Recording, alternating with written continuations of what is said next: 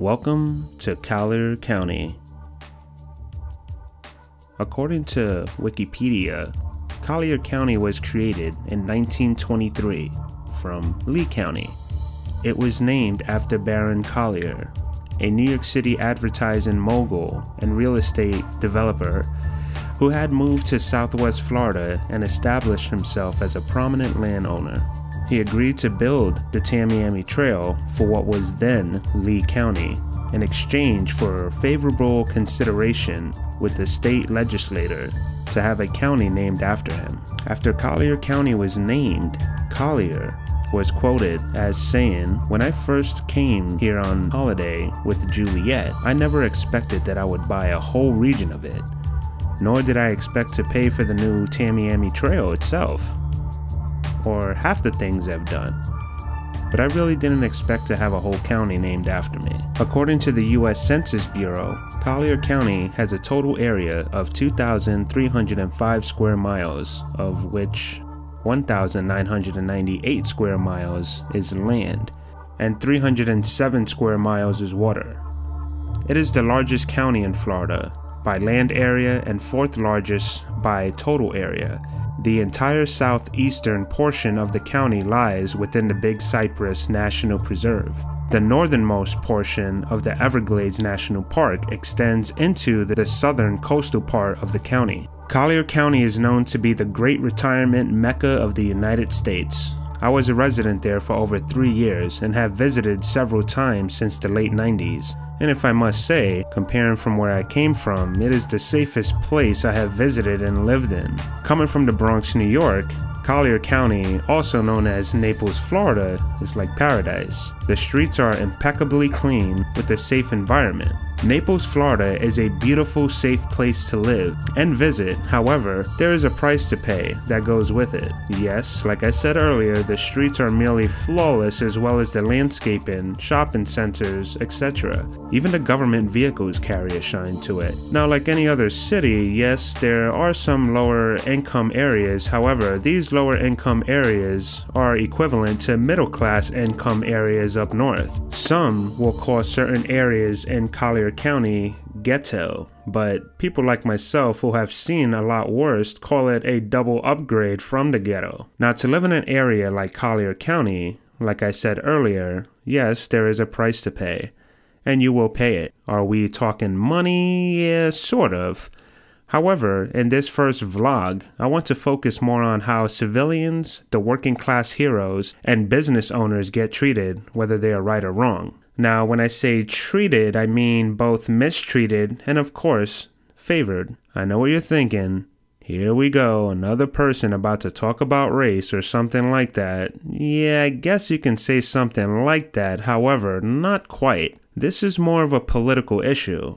A right versus left wing. The ones in the high seats have somehow put fear into those who dare question or challenge the ones who sit at the high tables of these parties. Is it because the people who sit so proudly are like the old age mafia that would take you out by pointing a finger? Sure. But when I say take you out, I mean in a more conservative, modern manner, where someone like a Collier County commissioner who in fact sits in the high seat can literally destroy you, your life, your income, and your reputation by a simple stroke of a pen. Yeah, that goes for judges, lawyers, county workers, etc. They're all included in this one. Do I call for a corrupt state? It's too early to tell. However, I want you to examine this series, research the facts, and you be the judge.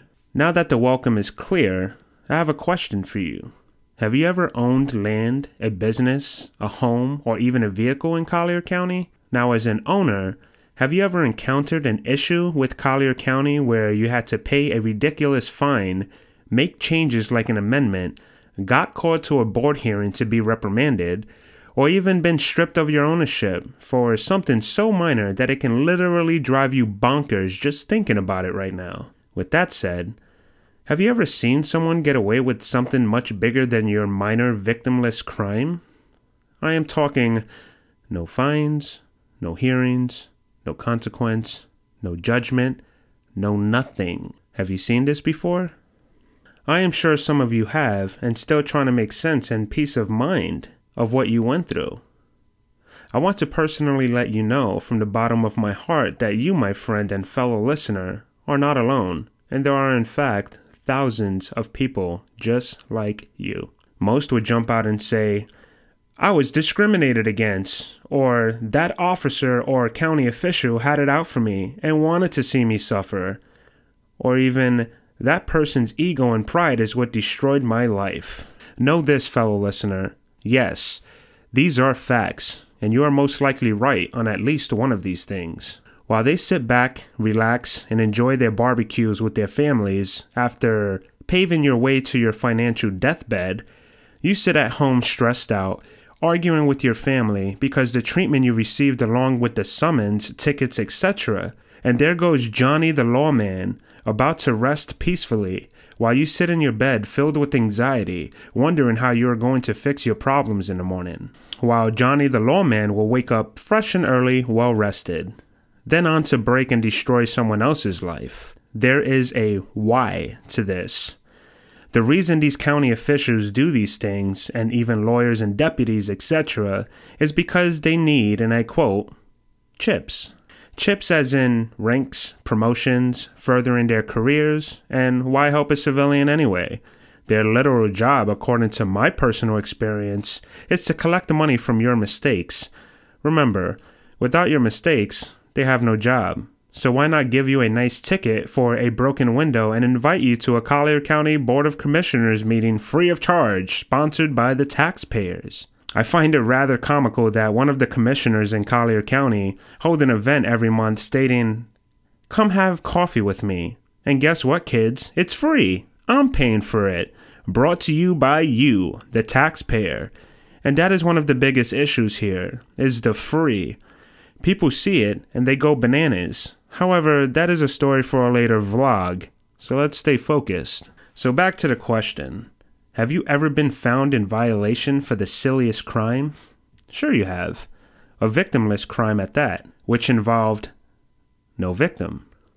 Now, let me show you some pictures of someone we know personally that has gotten away for over 4 years now, with the most atrocious thing a landlord can pull, and yes, I will say it again, he got away with it for over 4 years and counting, until we decided to make some noise. And yep, you guessed it. It took well over 3 years to grasp Collier County's attention. However, the when it happened caused the damage, and we received responses like, well, we can't change the past, so we can find him in trouble now, but what happened before is what happened before. As in, we could find him in trouble for the little things that he's doing now. Forget about the major things. That was yesterday. That's interesting because if I can recall, if you took someone's life, let's say 20 years ago, or let's be lighter on the situation. If I robbed a bank 20 years ago and they finally caught up to me, do you think for one stinking second that the authorities are going to say, well, that happened years ago, what are we going to do about it?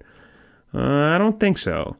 They're going to put you in the slammer, and if anything, make it even harder for you due to the fact you hid for years, causing a lot of taxpayers' money to try to find you. Yeah, the chances are less than likely that they will be easy about it, especially if there were victims involved, right? Well, in this case, there were victims involved.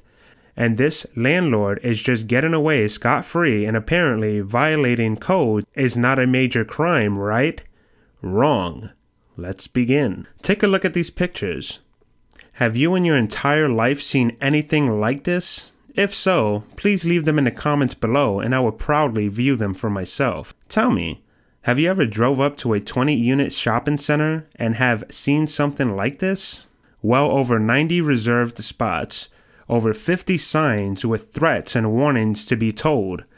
Block in the middle common parking aisle with an agreement between the landlord and a tenant without any other tenant's permission or agreement. Encroaching into a preserve area, just making your own parking space, destroying indigenous plant life and golfer tortoise relocations. Just doing all of this without permission from the county. No amendments, no requests, no nothing. And the county officials have come to see this madness for themselves, with the load of complaints. And what do you think they did, people? Come on. Nothing. To add to this, the landlord of this property took away handicap signs, creating his own little private valet for only one exclusive tenant, painting over a fire zone, adding outdoor seating areas, extending restaurant space, and even converting extra restaurant space that was retail without permission or the proper permits. And again, the Collier County officials come to investigate, and guess what happens? Nothing. All they can say to the plaintiff is that this is a civil issue. Really? What's going on in this plaza? I'm going to give Collier County the benefit of the doubt in this segment and not paint the entire county with one brush, so I will just lay the facts and you decide. The Collier County code enforcer that was sent to investigate these major violations was married, and yes, his wife had friends. Of course, that's normal. Well, it just so happens that one of these friends that the official's wife had happens to be friends with the landlord's son's wife. Oh, come on, Felix. That is just speculation. How can you know that? Well, there's a wonderful app a group of people helped create, and it's called Facebook, and yes, they are all Facebook friends who enjoy dinner with each other from time to time. Let's step it up a notch. One of the tenants in the plaza was manufacturing in his unit and boldly outside in the back side of the retail plaza. A complaint was made about that as well. And guess what? When the code enforcer came to investigate, guess what happened? Nothing. Why, you say? How can he get away with manufacturing materials in a retail plaza? Weird. I am not calling for corruption just yet. However, the owner of the manufacturing company happens to be friends with the president of the code enforcement, and the owner even did some work on the president's mother's home. How do we know? There's a magical thing called public portals, an amazing tool brought to you by you, the taxpayer. Now think about what you have gone through for the most minor violations and how much money and effort and paperwork you had to go through. And money. And look at this superstar, just getting away with all of this. Maybe it was just too much paperwork for the county employees to process. After all, government officials work really hard, right? Well, some, but not most. This is what probably goes through their minds. And this is speculation due to my personal experience. You know what? What the heck? Who cares? Is someone going to complain and try to sue us? And if they do they think they can beat us? We are the government, with unlimited taxpayer funds. Let them try it. Well, if you carry the same thoughts as I, and thought the government could not be touched, just wait until the next segment of this series. Stay tuned. We have some hope.